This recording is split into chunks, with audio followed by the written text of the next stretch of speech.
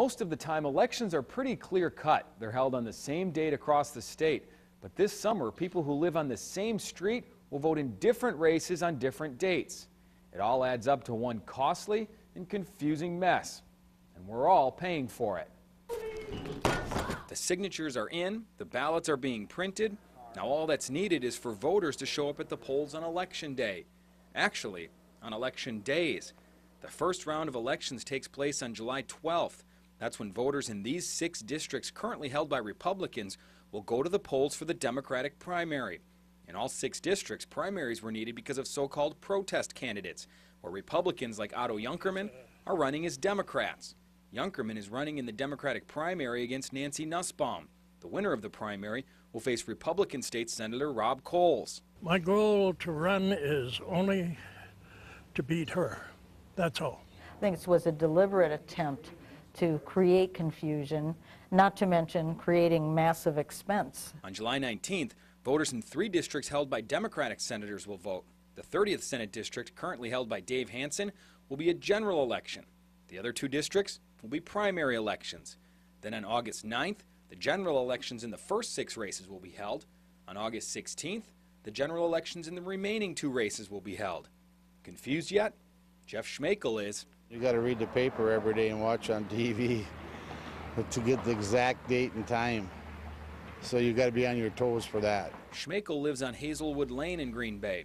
He will vote in the race for Senate District 2, currently held by Coles. Across the street, his neighbors will vote in Senate District 30, currently held by Hansen. This is just one example of voters in the same neighborhood being in different districts, voting on different days.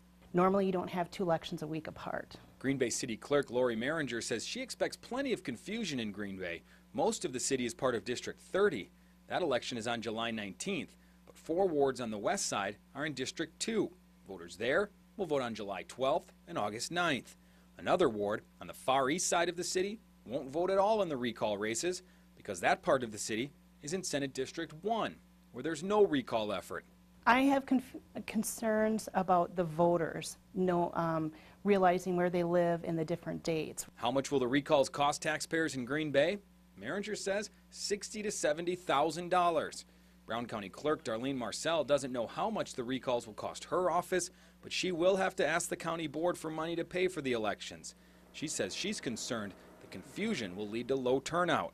In my mind, it's going to be confusing to the voters simply because they are not going to be sure which district they're in. I think it's confusing, and I think it's an unavoidable confusion. Charlie Jacobs is a political science professor at St. Norbert College. He says because there's so many recalls happening at the same time, confusion is bound to happen. It's going to be difficult for the voters to keep track of what day they're supposed to be at the polls, who's running against whom, what the stakes are.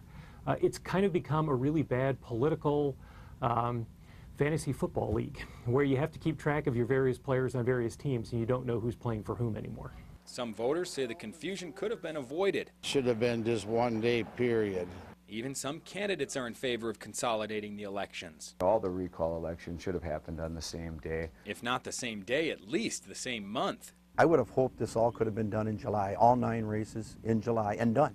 But the Government Accountability Board says that simply wasn't possible because each race is its own individual election. We actually worked to try to consolidate the dates, and to the extent that we could combine a number of elections on one date, we did. It was simply not possible to get the work completed to have all 9 elections scheduled for one day under the statutes. As for the total cost of the recall elections, there's no official tally from the state because local governments pick up the tab. We can tell you it will be in the hundreds of thousands of dollars.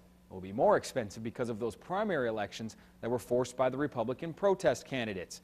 If you'd like more information on where and when you can vote in the recall elections, go to our website, fox11online.com, and click on the On Politics tab. There you'll find an interactive map that will show you in which district you can vote. If you have a story idea for us, email us at fox11 on special assignment at WLUK.com.